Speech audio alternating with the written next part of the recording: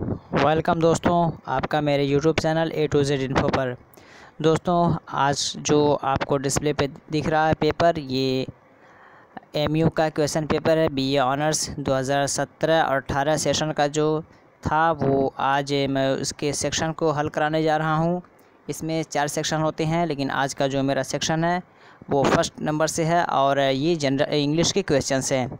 और MU में आपको इसी तरह के इंग्लिश के क्वेश्चंस देखने को मिलेंगे और इस क्वेश्चन को आप ध्यान से देखिए, हो सकता है यही क्वेश्चन फिर रिपीट होकर आपको आने देखने को मिल सकते हैं।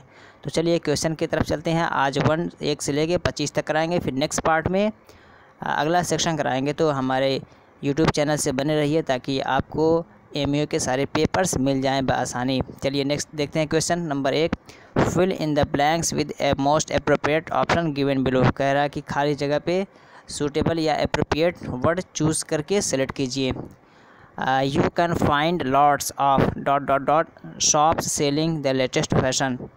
तो अब यहाँ पे खाली जगह पे क्या आएगा, तो खाली जगह पे लाने से पहले आपको सेंटेंस को समझना पड़ेगा। सेंटेंस कह क्या रहा है, कह रहा है you can find lots of, तुम बहुत सारी चीज़ें पा सकते हो। शॉप्स दुकान, सेलिंग द लेटेस्ट फैशन कि ऐसा दुकान पा सकते हो जहाँ पे लेटेस्ट फैशन को बेचा जा रहा हो। तो यहाँ पे आपके ऑप्शन जो हैं, ए में अपडेट है, बी में अपडेटेड है, सी में ट्रेंडी है और डी में हिस्टोरिक।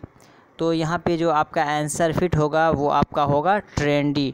ट्रेंडी कहते हैं फैशनेबल अपडेट, यानी जो नई चीज़ें जैसे ही नई चीज़ें निकलती हैं वो फ़ौरन उसमें इंक्लूड होती रहती हैं। तो ये मतलब है you can find lots of trendy shops. आप बहुत सारे ऐसे अपडेट दुकान पा सकते हैं, the latest fashion, selling the latest fashion, जो नई नई चीज़ों को बेचते हैं। तो यहाँ पे जो राइट ऑप्शन हो जाएगा आपका वो हो जाएगा सी आपका राइट ऑप्शन हो जाएगा। नेक्स्ट देखते हैं 2 नंबर, एंटोनिम ऑफ विड्रा। एक वर्ड है विड्रा, कह रहा है कि इसका अपोजिट क्या होगा या इसका उल्टा क्या होगा। आपके ऑप्शंस ए में रिड्यूस और बी नीड, सी एडवांस और डी वांट। तो विड्रा के मानो होता है निकालना, जैसा कि ATM से हम पैसा निकालते हैं तो विड्रॉल का या विड्रा का ऑप्शन रहता है कि पैसा आप निकालना चाहते हैं, तो उसी का आपको अपोजिट लाना है। रिड्यूस मीन्स होता है कम करना, नीड मीन्स आवश्यकता, एडवांस मीन्स ज़्यादा और वांट मीन्स चाहना। तो यहाँ पे जो आपका आंसर फिट होगा, ये एडवांस के 2 मानी है। एक तो होता है एडवांस माने किसी चीज़ को एडवांस में लेना, और एक माना होता है कि जमा कर देना, रख देना। तो जो पैसा हम बैंक में डालते हैं वो हमारा एक तरह का एडवांस होता है, वहाँ पे पड़ा रहता है। तो ये आपका सी राइट ऑप्शन हो जाएगा यहाँ पे। तो विड्रा का जो आपका एंटोनिम है वो एडवांस। नेक्स्ट देखते हैं 3 नंबर, सिनोनिम ऑफ जोवियल। एक वर्ड है जोवियल, कह रहा उसका सिनोनिम क्या होगा, यानी सिमिलर, उसी का हम माना या सिमिलर मीनिंग वाला वर्ड कौन सा है। आपके ऑप्शंस जो हैं इंक्रेडुलस और बी डिज़ी, सी मेर्री और डी रिवोल्टिंग। तो हमें 3 नंबर में पहले इसका जो वर्ड है जोवियल उसका मीनिंग देखना पड़ेगा। तो जोवियल के माने होता है चंचल, खुशो खुर्रम, हैप्पी, प्रसन्नता, इस तरह के मानी से निकलते हैं। तो इस तरह के मानी अगर आपको कहीं मिलेगा तो आपका मिलेगा मेर्री, यानी ये सी इसका राइट ऑप्शन हो जाएगा। मेर्री मीन्स खुश, प्रसन्न, चंचल, तो ये उसका राइट ऑप्शन हो जाएगा। नेक्स्ट देखते हैं 4 number, the expression the Lions share means. कह रहा है कि एक फ्रेज़ मान लीजिए द लायंस शेयर, ये एक तरह का फ्रेज़ है। कह रहा है कि इसका मतलब क्या होगा। आपके ऑप्शंस में ए में बी ब्रेव और be with strong determination, see the largest part और डी समथिंग वंडरफुल। तो 4 का जो राइट ऑप्शन आपका होगा वो लायंस शेयर का जो मीन निकलता है, एक्सप्रेशन मीन इसका निकलेगा वो लार्जेस्ट पार। एक एरिया को इसमें दर्शाया जाता है कि मतलब एक बाउंड्री या एक डिस्टेंस को बताया जाता है इसमें। तो largest part of the area, ये आपका यहाँ पे हो जाएगा the largest part of something करके, ये आपका सी राइट ऑप्शन हो जाएगा। नेक्स्ट देखते हैं 4 नंबर, अ पर्सन हो स्पीक्स मैनी लैंग्वेजेस। कह रहा कि एक इंसान वो जो बहुत सारी ज़बानें बोलता है या बहुत सारे भाषा बोलता है। आपके ऑप्शंस ए में ट्रांसलेटर, बी मोनोलिंगुअल, सी पॉलीगॉट और डी बायलिंगुअल। तो देखिए हम इसमें पहले एलिमिनेट कर देंगे या डायरेक्टली मैं आपको पहले इसका आंसर बता दे रहा हूँ कि इसका आंसर क्या होगा। तो 5 का जो राइट ऑप्शन होगा वो आपका होगा पॉलीगॉट। पॉलीगॉट कहते हैं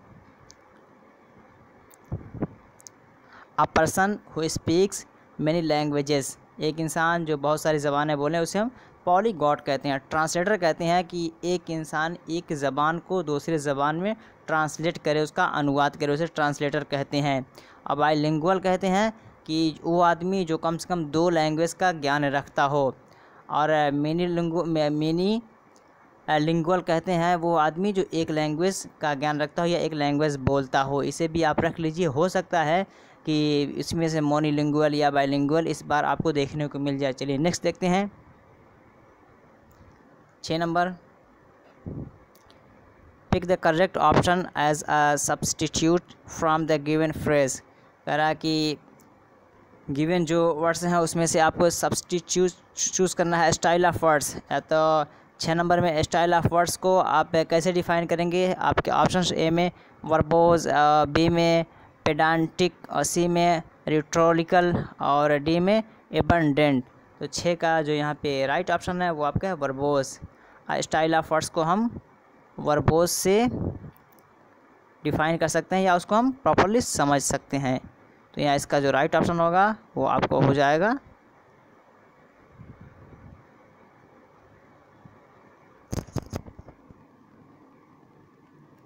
ये आपका ए राइट ऑप्शन हो जाएगा। तो यहाँ ए पे राइट ऑप्शन होगा। नेक्स्ट देखते हैं 7 number. Do you want dot dot dot with you or do you want to go alone. तो यहाँ भी फिल इन द ब्लैंक है, खाली जगह पे क्या आएगा तो हम फिर इसका ट्रांसलेशन देखेंगे। कह रहा है कि डू यू वांट क्या तुम चाहते हो, खाली है, विद यू तुम्हारे साथ, or do you want to go alone या तुम अकेला जाना चाहते हो। तो अब खाली जगह पे क्या आएगा? आपके ऑप्शंस जो यहाँ पे दिए गए हैं वो आपके हैं मी कमिंग, और बी में मी टू कम, और सी में दैट आई कम, और डी में दैट आई विल कम। तो यहाँ पे जो आपका ऑप्शन फिट होगा 7 का वो आपका होगा सी। ये सी यहाँ पे फिट होगा। सी चलिए फिट करके देख लेते हैं। Do you want that I come with you, क्या तुम चाहते हो कि मैं तुम्हारे साथ आऊँ? Or do you want to go alone, या तुम अकेले जाना चाहते हो? तो इस तरह करके ये आपका दैट आई कम ये फिट हो जाएगा। सी इसका राइट ऑप्शन हो जाएगा। नेक्स्ट देखते हैं 8 number. Replace the underlined part of sentence by picking the correct alternative. कह रहा कि ये जो आपका अंडरलाइन एक सेंटेंस है इसको आप ऑप्शन में से दिए गए ऑप्शंस में से किसके थ्रू आप इसको रिप्लेस करेंगे। जैसा कि if the room have been brighter I would have been able to read for a while before bed time. कह रहा कि अगर रूम मतलब रूम में अगर उजाला होता, इसको यूँ कह लीजिए कि अगर रूम में उजाला होता या रूम में रोशनी होती, I would have been able to read for a while before bed time, कि मैं सोने के वक्त तक मैं पढ़ सकता। अगर रूम में उजाला होता मैं सोने के वक्त तक पढ़ सकता। तो इसको अगर रिप्लेस हम कर सकते हैं तो इसको हम करेंगे 8 का जो आपका राइट ऑप्शन होगा वो सी के थ्रू हम कर सकते हैं। सी के थ्रू अगर कर रहे हैं, suppose that had the room been brighter, room के रोशन होने की वजह से I would have been able to read for a while before bed time, कि मैं बेड टाइम तक पढ़ सकता। तो ये उसका सी राइट ऑप्शन हो जाएगा। नेक्स्ट देखते हैं 9 number. He is blind dash dash dash his defects. अब इसका भी हम ट्रांसलेशन देखेंगे। ही इज़ ब्लाइंड वो अंधा है, हिज डिफेक्ट्स अपने ही गलती से या अपने ही ख़ता है या अपने ही डिफेक्ट से। तो यहाँ पे आपका जो ऑप्शंस दिया है फिल इन द ब्लैंक के थ्रू वो आपका है ए में फॉर, बी में विद इन, सी में टू, और डी में बाई। तो 9 का जो यहाँ पे फिट ऑप्शन लग रहा है वो आपका है सी, यानी टू के थ्रू इसे हम दर्शा सकते हैं। He is blind to his defects, कि वो अपने ही गलती से अंधा हो गया है। ये उसका आंसर ऑप्शन होना चाहिए, I think so that. Next देखते हैं 10 number. Are you looking forward dot dot dot and again. इसका मतलब क्या तुम अन को दोबारा देख रहे हो? 10 का जो तर्जमा होगा अन को दोबारा देख रहे हो। तो यहाँ पे फिल इन द ब्लैंक में क्या जो आपके ऑप्शंस हैं, ए में सीइंग, और बी में टू सी, सी में टू सीइंग और डी में फॉर सीइंग। तो 10 का जो यहाँ पे फिट आएगा वो आपका आएगा B. Are you looking forward to see and again, क्या तुम अन को फिर दोबारा देख रहे हो? तो ये आपका बी राइट ऑप्शन हो जाएगा। नेक्स्ट देखते हैं 11 number, a long time for the bus. तो यहाँ पे खाली जगह में क्या आएगा? Always we have to wait, और B we always have to wait, C we have always to wait और D we have to wait always. तो 11 में जो यहाँ आपका फिट होगा वो I think we always have to wait a long time for bus. हम हमेशा या हमें हमेशा बस के लिए एक लंबे समय तक इंतज़ार करना पड़ता है। तो ये भी इसका राइट ऑप्शन होना चाहिए। नेक्स्ट देखते हैं 12 number, the man sitting next to me on the plane was nervous because he dot dot dot before. तो कह रहा है कि डॉट डॉट डॉट की जगह क्या आएगा? किसका मतलब हुआ कि एक आदमी जो हमारे बगल में बैठे हुआ था वो नर्वस था, वो मायूस था, बिकॉज इसलिए कि वो। अब यहाँ पे आपको फिर इन द ब्लैंक में क्या आएगा वो देखिए। आपके ऑप्शंस ए में hasn't flown, he hasn't flown before, B didn't fly before, और सी हैडंट फ्लॉन बिफोर और डी डजंट फ्लाइंग। तो 12 का जो यहाँ पे फिट होना चाहिए ये होना चाहिए हैडंट फ्लॉन, यानी C, because he hadn't flown before, इसलिए कि वो इससे पहले कभी प्लेन पे सफ़र नहीं किया था, इस वजह से वो भयभीत हो रहा था। तो ये सी उसका राइट ऑप्शन होना चाहिए। नेक्स्ट देखते हैं 13 number, we must be dot dot dot when our teacher teachers. तो इसमें कहा जा रहा है कि वी मस्ट बी वेरी, हमें ज़रूर होना चाहिए बहुत, जब टीचर हमको पढ़ाएं या पढ़ा रहे हों या जब पढ़ाते हैं। तो आपके ऑप्शन जो हैं ए में अटेंड, बी में अटेंडेंस, सी अटेंटिव, डी बेइंग अटेंटिव। तो 13 का जो राइट ऑप्शन है वो आपका है attentive. We must be very attentive when our teachers, जब हमें टीचर पढ़ाते हैं तो हमें ध्यानपूर्वक सुनना चाहिए, गौर से सुनना चाहिए या देखना चाहिए या ध्यानपूर्वक होना चाहिए। तो 13 का जो राइट ऑप्शन आपका होगा वो आपका होगा अटेंटिव, यानी सी। ये सी इसका राइट ऑप्शन हो जाएगा। नेक्स्ट देखते हैं 14 number, there is no harm doing this. यहाँ पे इसे करने में कोई दुश्वारी नहीं है या कोई मुज़िर नहीं है, हार्मफुल नहीं है। आपके ऑप्शन ए में फॉर, बी में बाय, सी में अपॉन, डी में इन। तो 14 में जो आपका फिट होगा वो आपका आर्टिकल, जो आपका प्रीपोजिशन जो आपका फिट होगा, there is no harm in doing this. यहाँ पे या इस काम के करने में कोई हार्म नहीं है। तो 14 का डी आपका राइट ऑप्शन हो जाएगा। नेक्स्ट देखते हैं 15 number, they came in because it was raining. वे आए इसलिए कि बारिश हो रही थी। तो the underline word in the above sentence is an example of an. कह रहा है कि अंडरलाइन वर्ड जो है वो किसका एग्जाम्पल है या वो क्या है? पार्ट्स ऑफ स्पीच कह लीजिए उसे, कि पूछा जा रहा है कि बिकॉज जो वर्ड है ये पार्ट्स ऑफ स्पीच में से क्या है? आपके ऑप्शंस ए में एडवर्ब, बी एडजेक्टिव, सी कंजक्शन और डी प्रीपोजिशन। 15 का जो राइट ऑप्शन है वो आपका है सी, ये आपका कंजक्शन है। और कंजक्शन का काम क्या होता है? एक सेंटेंस को दूसरे सेंटेंस से जोड़ना। दे केम इन, वे आए, बिकॉज इसलिए, इट वाज रेनिंग, बारिश हो रही थी। उनके आने का रीज़न बताया जाए कि बारिश हो रही, तो उनका आना और बारिश होना ये दो सेंटेंस है, बिकॉज के ज़रिया या बिकॉज के थ्रू हम दोनों सेंटेंस को कंबाइन कर दिए। तो ये आपका कंजक्शन हो जाएगा। नेक्स्ट देखते हैं 16 number, pick the correct preposition to fill in the blanks in the given sentence. कह रहा कि प्रीपोजिशन एक सूटेबल या अप्रोप्रिएट प्रीपोजिशन लीजिए और खाली जगह पे उसे रख के सेंटेंस को कंप्लीट कीजिए। जिस तरह दिया, I told mother we would be home dot dot dot in hour or so. और आपके ऑप्शंस ए में टू, बी में इन, सी में एट और डी में ड्यूरिंग।